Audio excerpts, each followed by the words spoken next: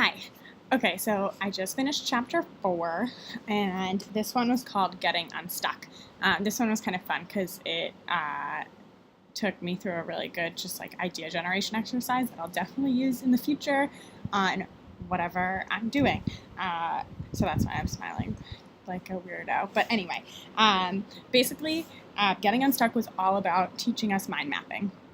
So mind mapping is a method where you kind of start with one central idea and you mind map out a bunch of other related ideas, and it lets you get out of your logical mindset and kind of like linear thinking into nonlinear and more creative non-judgmental thinking. So basically you mind map a few things that bring you energy or engagement from the previous exercise that you did in chapter 3.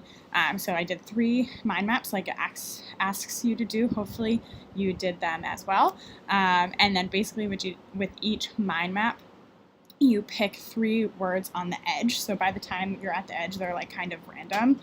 For example, on one of my mind maps, for some reason, a word on the edge was hot dogs, which is interesting. And you take 3 words on the edge of each of the 3 mind maps and you create a potential job description and drawing to go along with it. So my 3 were one of my potential jobs for my first mind map could be creating writing exercises for people to boost their energy and their health throughout the day.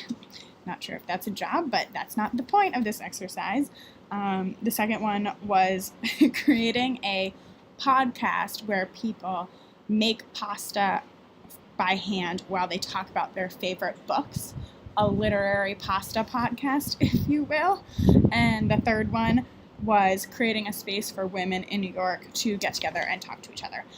So you probably noticed that these 3 things most likely aren't actual jobs that I will do, but that's exactly the point. The point is to generate ideas, share your ideas, without the normal judgment that we put on ourselves, because you mind map in a really quick amount of time. You just write down the first words that come to you, and then from there you generate these job descriptions and you only have those random words. So it's freeing, and like the last thing I'll leave you with was a thought at the end of the chapter that just like really has been echoed throughout the previous chapters, but like this exercise paralleled with it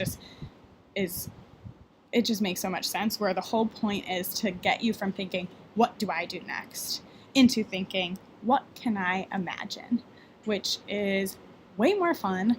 It's way more design thinking, and the point is, out of random words like hot dogs, and I think I had like heels and other things like that, I actually came up with some things that I never would have imagined before, and now my mind just feels more free and open to the next set of exercises.